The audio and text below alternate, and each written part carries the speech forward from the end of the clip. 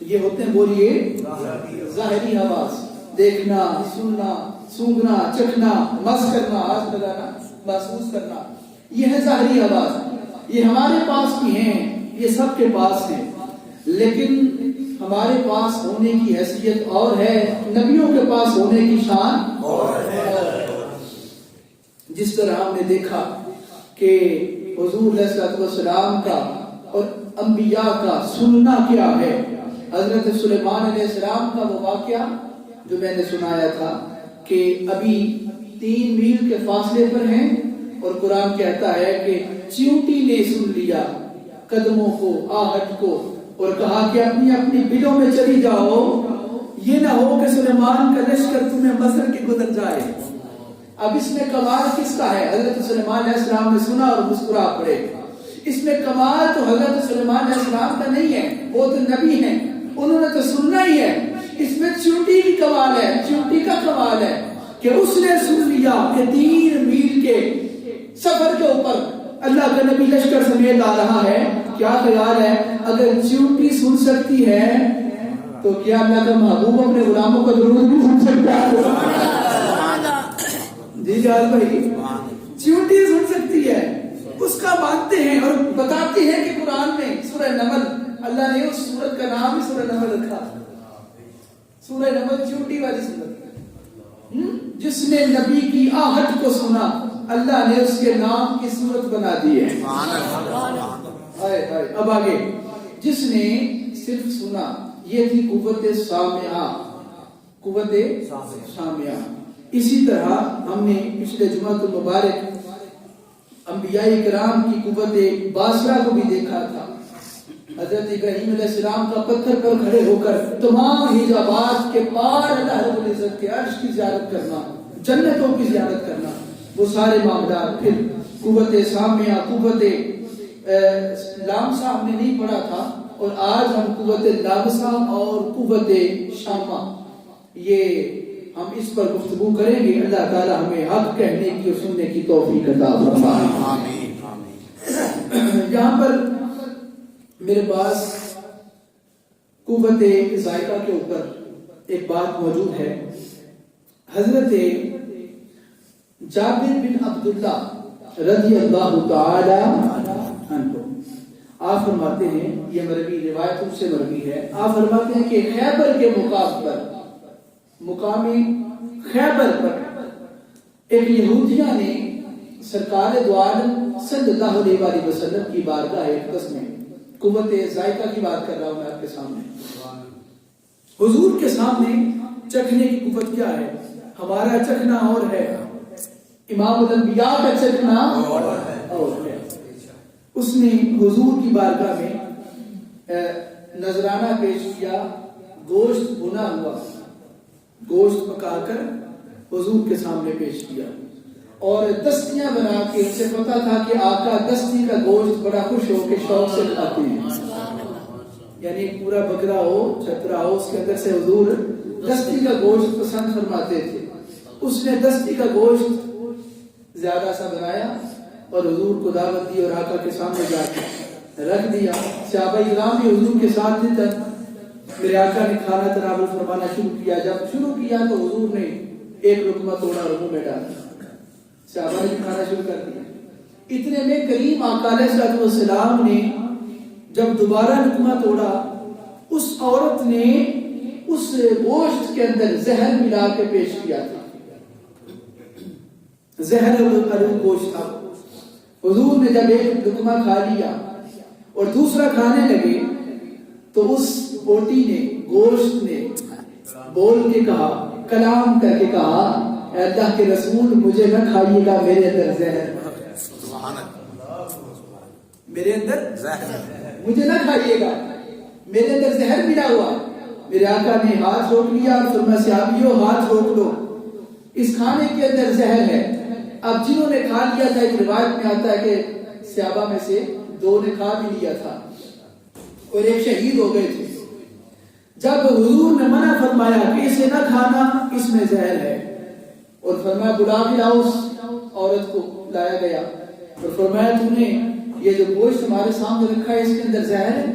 اسے پوچھا سوال کیا، اس نے کہا آقا اس میں زہر ہے، میں نے اس لیے اس میں زہر ڈالا تھا اگر نبی ہوگے تو بچ جاؤ گے. بولو بولو، اگر نبی ہوگے تو بچ جاؤ گے، اگر نبی نہ ہوئے تو ہمیں آپ سے امن مل جائے گا. جب یہ کہا کہ نبی ہوئے تو بچ جاؤ گے، حضور نے فرمایا بچنا تو دور کی بات ہے، میں تو تجھے خبر دے رہا ہوں کہ تو زہر ڈال کے لائی ہوئی ہے، ہمیں تو یہ بھی پتا ہے کہ تو کیا ملا کے لائی ہے. اس نے کہا میری نیت فقط یہ تھی کہ میں نے دیکھنا تھا نبی ہے بھی کہ نہیں. میرے آقا نے اسے معاف فرما دیا، فرمایا تیرا زہر ملا کر لانا یہ تیرا کام تھا، زہر والا گوشت کھا کے بھی تجھے معاف کر دینا یہ ہمارا کام ہے، یہ ہماری شان ہے. اور اس پر روایات میں آتا ہے کہ سامنے صحابی جو تھا جب اس نے کھا لیا زہر والا گوشت طبیعت خراب ہو گئی. میرے حضور نے سوال کیا، اب آپ حضرات کی میں توجہ چاہوں گا کہ کتنی ہے. میرے آقا نے فرمایا صحابی کیا تجھے پتہ نہیں چلا تھا کہ اس میں زہر ہے؟ اس نے کہا حضور مجھے پتہ چل گیا تھا کہ اس میں زہر ہے. یہ شان ہے خدمت گاروں کی، مجھے پتہ چل گیا تھا، مجھے خبر ہو گئی تھی کہ اس کے اندر زہر ملا ہوا ہے. تو میرے آقا نے فرمایا تو نے کیا کیوں نہیں کر دی، تو نے الٹی کیوں نہیں کر دی، جان کیوں نہیں بچا لی؟ اس صحابی نے ہاتھ باندھ کے اس کے یا رسول اللہ میں نے دیکھا کہ کملی والے آقا کھانا کھا رہے ہیں، میں سامنے کیا کر دیتا، میں الٹی کر دیتا. تو میں نے سوچا اگر میں کیا کروں گا حضور کی طبیعت پر گرا گزرے گا، طبیعت پر اثر گزرے گا. میں نے چاہا کہ موت کو قبول کر لیتا ہوں، مصطفیٰ کو تکلیف دینا دوبارہ نہیں کر سکتا، حضور کو تکلیف دینا دوبارہ نہیں کر سکتا. میں نے موت کو قبول کیا. میرے آقا علیہ الصلوۃ والسلام پر حضور کی طبیعت پر گرا نہ گزرے، زہر گوشت کھا گئے. ارے تو مصطفیٰ کے لیے زہر کھا لیتے. بدبختو آج جب بھی زبان کھولتے ہو تو انہیں کہتے ہو کہ صحابہ اکرام اس طرح کے وہ تو فلاں تھے، اور نام تان کرتے ہو. ارے وہ تو مصطفیٰ کی ایک جھلک پر جان قربان کر دینے والے صحابہ اکرام جنہیں قرآن کہتا ہے رضی اللہ عنہم ورضوا عنہ، اللہ ان سے راضی ہو گیا اور وہ اللہ سے راضی ہو گئے. جس سے اللہ راضی ہو جائے بندے کیا ہیں جو ان کے بارے میں بولتے ہیں. اہل سنت و جماعت کا عقیدہ وہ ہے کہ ہم اہل سنت و جماعت والے اتنے پیارے عقیدے والے ہیں کہ ہم اللہ رب العزت کا بھی محبت، پیار اور توحید پر ایمان رکھتے ہیں، حضور کی رسالت پر بھی ایمان رکھتے ہیں، سارے نبیوں کی نبوتوں پر، رسالتوں پر ایمان رکھتے ہیں. اور صرف یہاں تک ہی نہیں، ہم حضور کی اہل بیت کا بھی ادب رکھتے ہیں، حضور کے صحابہ کا بھی ادب رکھتے ہیں. اور یہی مسلک حق اہل سنت و جماعت ہے. اور اسی عقیدے پر اللہ تعالیٰ ہمیں موت بھی عطا فرمائے. مرتے وقت یاد رکھیں، مرتے وقت یہ جو دعا میں بار بار مانگتا ہوں نا ہر دعا کے اندر بھی کہ یا اللہ جب دنیا سے جائیں تو زبان پہ کلمہ طیبہ جاری ہو.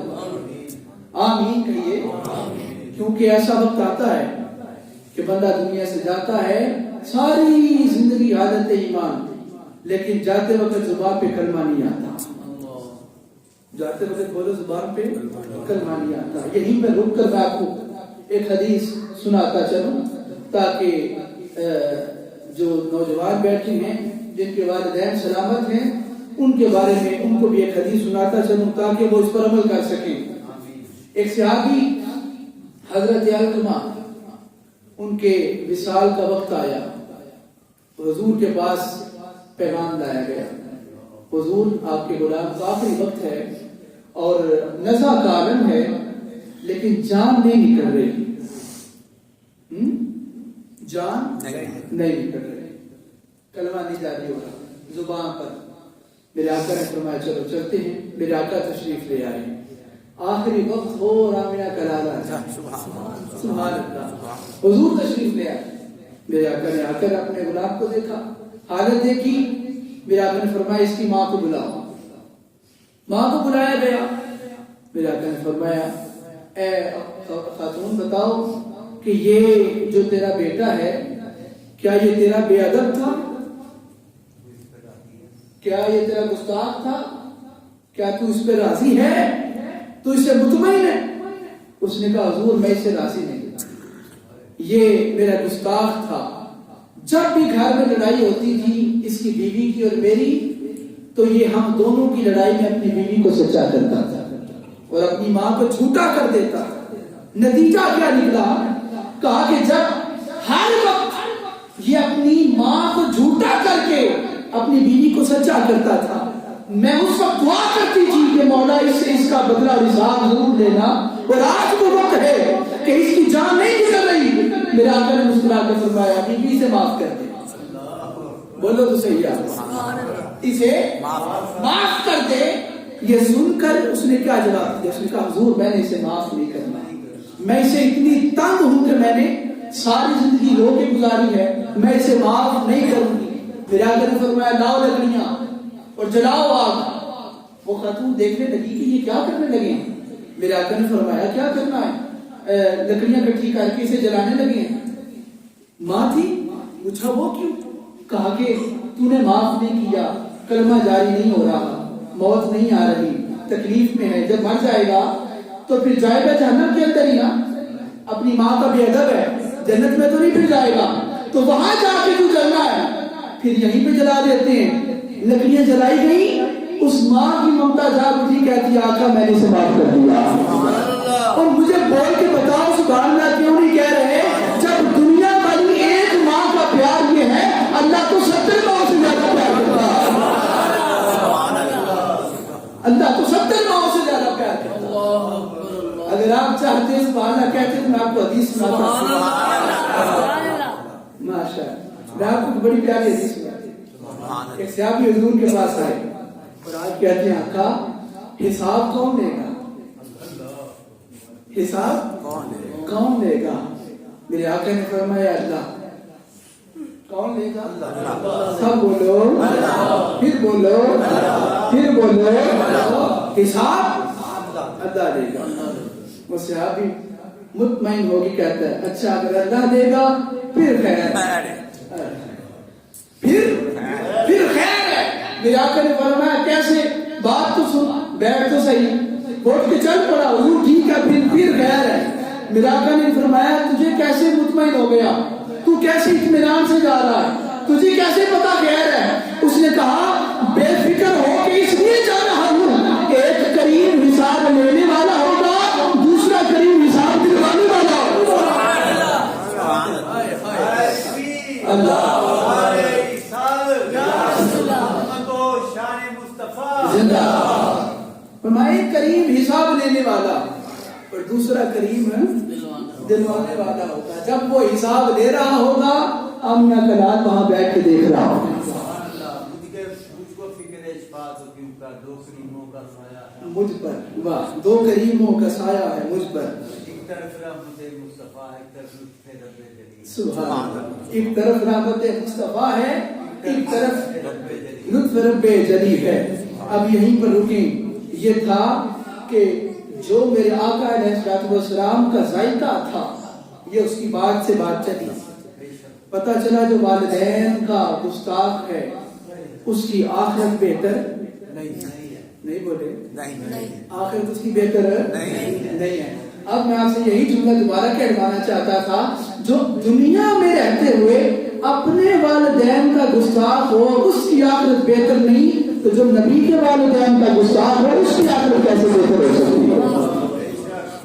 تو معاذ اللہ کے نبی کے والدین کلمہ نہیں پڑھنے والے تھے. ہاں کلمہ تو وہ پڑھتا ہے جو کافر ہو. کلمہ تو وہ پڑھتا ہے جو کافر ہو. اللہ کبھی بھی اپنا نبی کافر کی گود میں نہیں بھیجتا. میں نے یقین کر لیا آمینہ کے لال کی ماں سیدہ آمینہ کائنات کی سب سے بڑی ایمان والی تھی. اللہ تعالیٰ نے اپنا محبوب عطا فرما دیا. لوگوں اپنے علم اپنے پاس رکھو. ہم نے اپنا محبوب وہاں بھیجنا تھا جو سب سے پاک جھولی تھی. آپ نہیں بولے جو سب سے پاک جھولی تھی اپنے محبوب کو وہاں بھیجا. اب رکیں. یہ تھی قوت ذائقہ. یہ قوت ذائقہ انبیاء کی. ہماری ذائقہ قوت کیا ہے؟ جو چیز بہتر لگی کھا لی، اس میں زہر ہو یا نہ ہو کھا لیا. یہ نہیں دیکھا کہاں سے آیا، کس نے بھیجا، کس نے پکایا، کیسے پکایا، کن ہاتھوں سے پکایا. نہیں، کچھ خبر نہیں، کوئی علم نہیں. لیکن یہاں پر میں ایک بات پھر کرتا چلوں.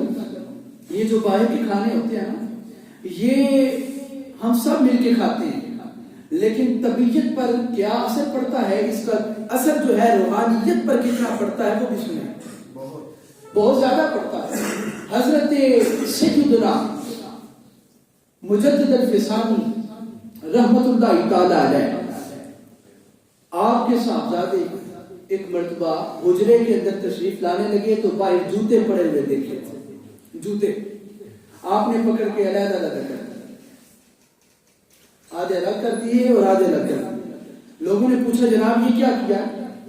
تو حضرت مجدد الفسانی کے صاحبزادہ صاحب نے فرمایا کہ میں نے جنتیوں کے 2 جوتے الگ کر دیے ہیں اور دوزخیوں کے جوتے الگ کر دیے ہیں۔ میری بات سمجھ آ رہی ہے؟ جنتیوں کے جوتے الگ ہیں اور دوزخیوں کے جوتے الگ ہیں۔ جب یہ کہا تو لوگوں نے اندر جا کے حضرت مجدد الفسانی سے عرض کیا کہ آج باہر یہ معاملہ ہوا، پتا چلا جب دنیا میں آنے والے ولی کی شان یہ ہے کہ وہ پہچانتا ہے جنتی کون ہے اور دوزخی کون ہے، صحابہ کرام کی شان کا اندازہ کیسے کیا جا سکتا ہے۔ حضور تک حضرت مجدد الفسانی تک خبر پہنچی، آپ نے فرمایا اچھا جاؤ باہر سے کھانا لے کے آؤ۔ باہر سے کھانا منگوایا اور اپنے اس بیٹے کو کھلا دیا۔ بیٹے کو کھانے کے بعد کہا اب کہو ان سے کہ جوتے الگ الگ کریں۔ جب انہوں نے جوتے الگ کرنا شروع کیے تو پھر حیران ہو گئے اور کہتے ہیں ابا جان مجھے سمجھ نہیں آ رہی جیسے جنتیوں کے کون ہے اور دوستوں کے کون سے جوتے ہیں، کوئی خبر نہیں، جیسے علم پر پردہ پڑ گیا ہو۔ آپ نے فرمایا یہی حساب ہوتا ہے کہ باہر کے کھانے جب کھائے جاتے ہیں پکانے والا کون ہے، لانے والا کون ہے، پکانے والا کیسا ہے، پکنے والا کیا ہے، وہ مردہ کا ہے یا زندہ کا گوشت تھا، وہ طبیعت پر اتنا اثر کرتا ہے۔ ہمیں تو جو مرضی کھلا دو خبر کوئی نہیں، لیکن یاد رکھو جب آمنہ کے لال کے سامنے کھانا آتا ہے پھر بوٹیاں بول کے بتاتی ہیں کملی والے ہمیں نہ کھانا، ہمارے اندر فائدہ لگ رہا، ہمیں نہ کھانا۔ ایک مرتبہ غریب آقا میں نے بات کی ہے، دستی کا گوشت حضور کو بڑا پسند تھا، میرے آقا نے فرمایا ایک صحابی تھے، کھانے کا برتن بھرا ہوا ہے اور ڈال ڈال کے سارے دے رہے تھے سب کو، میرے آقا نے فرمایا دستی نکالو میرے لیے۔ انہوں نے دستی نکال کے حضور کے سامنے رکھی، میرے آقا نے تلاوت فرمائی، فرمایا پھر ایک اور نکالو، انہوں نے ایک اور دستی نکالی، میرے آقا نے فرمایا ایک اور نکالو، وہ ہنس پڑے، آقا شاید یاد نہیں رہا جناب کو، آقا حضور دستیاں 2 ہی ہوتی ہیں۔ میرے آقا مسکرا کے فرماتے ہیں صحابی خدا کی قسم اگر تم میرے کہنے پہ دستیاں نکالتا رہتا قیامت آ جاتی، دستیاں نکلتی رہتی، تو سوال نہ کرتا، تو نکالتا رہتا، لیکن تو نے سوال کر دیا۔ آگے چلو سبحان اللہ کہہ کے میں بات کو مکمل کر سکیا۔ سارے میری طرف دیکھو، باہر سے آنے والے بھی جو ہے وہ بھی ہمارے بڑے پیارے ہوتی ہیں، ذرا مل کے گج کے بولے ذرا سبحان اللہ۔ یہ تھی قوت ذائقہ۔ اب قریب آؤ، قوت لامسہ کیا ہے؟ قوت لامسہ کیا ہے کہ نبی، میں نے لاسٹ میں بات کی تھی کہ جس چیز کو آمنہ کا لال علیہ السلام مس کرتے ہیں، ہاتھ لگاتے، اسے آگ نہیں چھوتی۔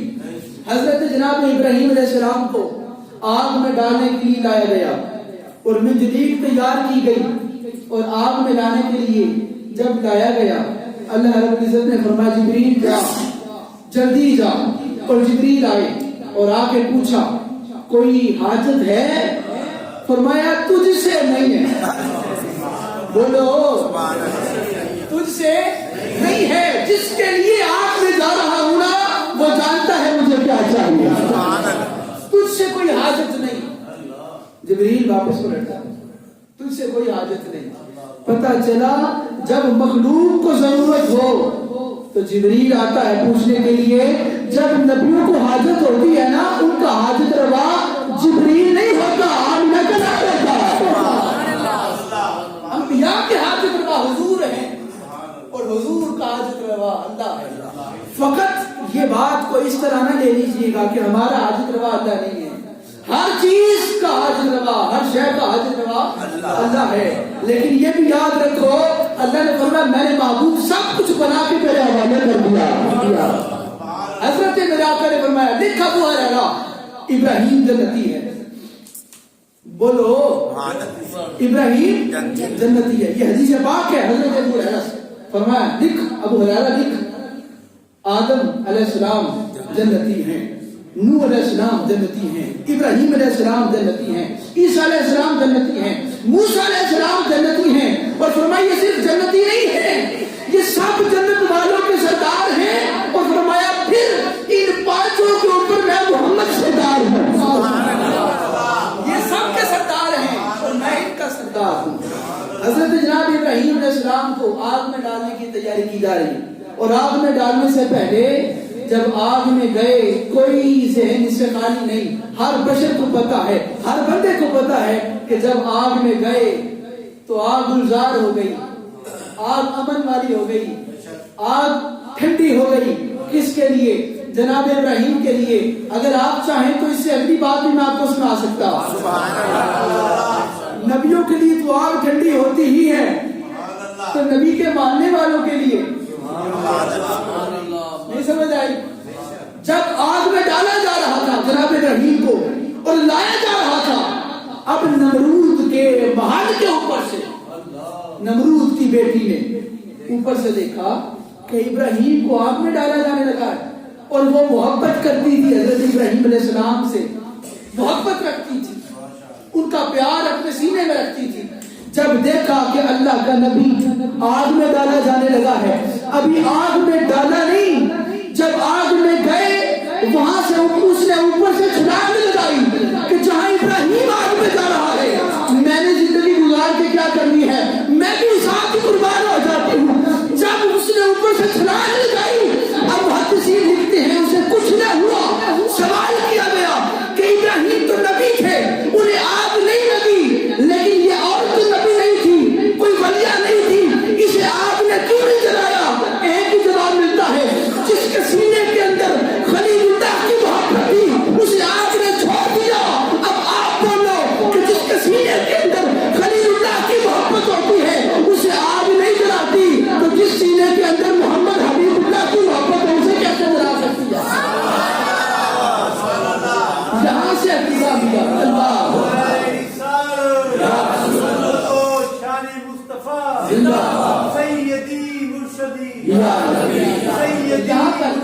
اللہ اور یہاں پر رجائیں ہماری ہر شے نبیوں سے پیچھے ہے. ہماری قوت رامسا، قوت شامہ، قوت باسرہ، قوت سامیہ، ہر طرح کی قوت انبیاء کی قوت سے پیچھے ہے. اور کوئی بشر یہ سمجھتا پھرے کہ شاید میری ذہن میں یقین اللہ کے نبیوں جتنی ہو گئی ہے، معاذ اللہ، استغفر اللہ، کچھ بھی نہیں. کیا کچھ بھی نہیں ہے. میں آپ کو حدیث سنانے لگا ہوں آخری، تاکہ آپ حضرات کو پتہ چلے ہمارے پاس جو کچھ بھی ہے مدینے والے آقا کا صدقہ. ذرا یہ سارے حضرات بولے سبحان اللہ یار. ماشاءاللہ شاہد صاحب آئے، اللہ سلامت رکھے آپ سب کو مدینے والے آقا کے صدقے. اگر یہاں پر لکھا علماء نے کہ اگر دنیا بھر کی ریت کو اکٹھا کر دیا جائے، اس ریت کا ایک ذرہ، کیا ایک ذرہ پوری امت کا اور مخلوق کا وہ عقل ہے، وہ حافظہ، یعنی ایک ذرہ عقل پوری مخلوق کو اللہ تعالیٰ نے عطا فرمائی، اور جو باقی ریت رہ گئی اس کے برابر اپنے محبوب کو حافظہ عطا فرمایا. ایک ذرہ پوری امت کو. اب لوگ سائنسدان بن گئے اسی ایک ذرے میں سے صدقہ لے کر. ایک ذرے والے مان کوئی نہیں، تو جس کے پاس کل علم ہے اس کی شان کا اندازہ کیسے کیا جا سکتا؟ رکیے، شیخ محقق نے یہاں پر لکھا کہ عقل کے 100 حصے ہیں. بولیے کتنے ہیں؟ سب مل کے بولے ذرا. 100 حصے ہیں. عقل کے 100 حصے ہیں. ان میں سے ایک حصہ انبیاء کو، اولیاء کو، ملائکہ کو، کل مخلوقات کو عقل کا ایک حصہ عطا کیا گیا، اور باقی 99 حصے مصطفیٰ کو عطا فرما دیا. اللہ اکبر. باقی 99 حصے مصطفیٰ کو عطا فرما دیے. اور پھر یہاں پر یہ تو پھر حضور کی بات تھی نا. آؤ میں کچھ نام لیتا ہوں گن کے، چند نام، وہ سنو آپ کا ایمان تازہ ہو جائے گا. حضرت امام احمد بن حنبل کو حافظہ کیا ہے؟ نبی پاک کی 10 لاکھ حدیثیں زبانی یاد تھی. اور حضرت امام مسلم کو سرور کونین علیہ السلام کی 3 لاکھ حدیث زبانی یاد تھی. حضرت ابو ہریرہ کی بات کرتے ہیں، پھر بات مکمل کرتے ہیں. یہ ساری وہ حدیثیں تھیں، یہ سارا وہ حافظہ تھا جو اللہ تعالیٰ کی عطا کرتا عقل اور حافظے میں سے ملا. آؤ میں آپ کو بتاؤں، ایک صحابی حضور کی بارگاہ میں آئے، ایک صحابی حضور کی بارگاہ میں آئے، ان کا نام ہے حضرت ابو ہریرہ رضی اللہ تعالی عنہ. حضور کی بارگاہ میں آئے، آ کے عرض کرتے ہیں آقا میں پریشان ہوں. فرمایا پوچھو کیا بات ہے؟ آقا عرض یہ کرنا چاہتا ہوں کہ جو بات بھی یاد رکھنا چاہتا ہوں، جو بات بھی پڑھتا ہوں وہ بھول جاتا ہوں. بولیے وہ بھول جاتا ہوں. تو حضور کچھ فرمائیں. اب پتا چلا کہ صحابہ کرام کو حافظے کی بھی ضرورت ہوتی تھی تو آمینہ کے لال کے پاس آتے، وہ حضور کے پاس آتے. آقا عقل عطا فرمائے. کوئی آنکھ لینے آتا ہے، کوئی خوشبو لینے آتا ہے، کوئی اپنی مردہ اولاد کو زندہ کروانے آتا ہے، اور ابو ہریرہ عقل لینے آتا ہے. حضور مجھے عقل عطا فرمائے. حضور کچھ دعا فرما دیں، کچھ کر دیں. میرے آقا علیہ الصلوۃ والسلام یہیں پہ رک جائیں. میں آپ کو بتاتا ہوں، میرے حضور فرماتے ہیں میں پوری کائنات کو کتنی اپنی ہاتھ کی ہتھیلی پر اس طرح دیکھتا ہوں جیسے رائی کے دانے کو دیکھا جاتا. میں آپ کی توجہ چاہنے کے لیے دوبارہ حدیث پڑھ دیتا ہوں. مجدد صاحب پوری کائنات کو حضور فرماتے ہیں میں محمد اپنے ہاتھ کی ہتھیلی پر اس طرح دیکھتا ہوں جیسے رائی کے چھوٹے سے دانے کو دیکھا جاتا ہے. پتہ چلا ساری کائنات حضور کی ہتھیلی پر اس طرح ہے جیسے رائی کا دانہ ہے. ہاں تو مجھے اب بول کے بتانا ابو ہریرہ کیا چاہیے؟ حضور عقل چاہیے. کچھ یاد نہیں رہتا، دعا فرما دیں یا کچھ عطا فرما دیں. میرے آقا نے فرمایا اپنی چادر اتار. اپنی چادر بولیے نا، اتار اور زمین پہ بچھا. چادر زمین پہ بچھائی. میرے آقا نے اس طرح ہوا میں سے، اس طرح ہوا میں سے کیا بوکن میں سے اس طرح میرے حضور نے کچھ بھرا اور ابو ہریرہ کی چادر میں ڈال دیا. پھر دوبارہ بھرا اور پھر ڈال دیا. پھر تیسری بار دوبارہ کچھ پکڑا، بھرا اپنی ہاتھوں کے اندر اور بھر کے پھر ڈال دیا. فرمایا اس کو پکڑ کے اپنے سینے سے لگا لو. ابو ہریرہ نے جب سینے سے لگایا، کہتے ہیں جب سینے سے نہ لگا تھا کچھ نہ پتا تھا، جب حضور کا دیا علم سینے سے لگایا تو اول سے لے کے آخر تک ہر علم اللہ نے مجھے عطا فرمایا. میرا سینہ معطر ہو گیا. مجھے خود بول کے بتاؤ، جس کے ہاتھ پہ ساری کائنات رائی کے دانے کی طرح نظر آتی ہے، اگر وہ مصطفیٰ کسی کو نہ اٹھا کے دے دے اس کے علم کا اندازہ کون کر سکتا؟ جب یا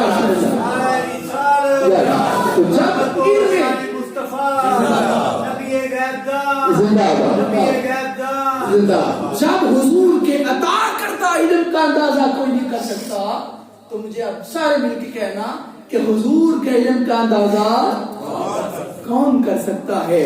وہ علم جو اللہ تعالیٰ نے اپنے علم میں سے اپنے محبوب کو عطا فرمایا، علم میں کل عطا فرما دیا. اب یہاں پر بس باتیں مکمل. یہ جتنی بھی قوتیں ہیں ظاہری قوتیں، یہ جو ظاہری قوتیں ہیں یہ سب کے پاس ہیں، لیکن آمینہ کا لال فرماتا ہے، حضور کملی والے آقا فرماتے ہیں جس طرح تمہارے پاس قوت باصرہ ہے، تم آگے دیکھتے ہو پیچھے نہیں دیکھ سکتے، میں ایک ہی وقت میں آگے بھی دیکھتا ہوں، میں پیچھے بھی دیکھتا ہوں. ایک ہی وقت میں آگے بھی دیکھتا ہوں، پیچھے بھی دیکھتا ہوں. اور ایک ہی وقت کے اندر یہ حضور کی شان ہے کہ مدینے میں رہتے ہوئے قوت سامعہ کیا ہے، تم جہاں سے بھی درود پڑھتے ہو آمینہ تلا تمہارا درود سنتا. یہ قوت سامعہ ہے.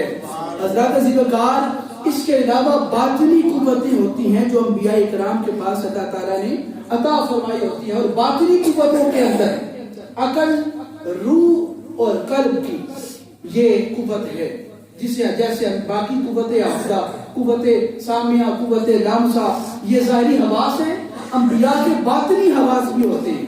وہ جو 3 انہوں نے لکھی ہیں، ایک عقل، ایک روح اور ایک دل.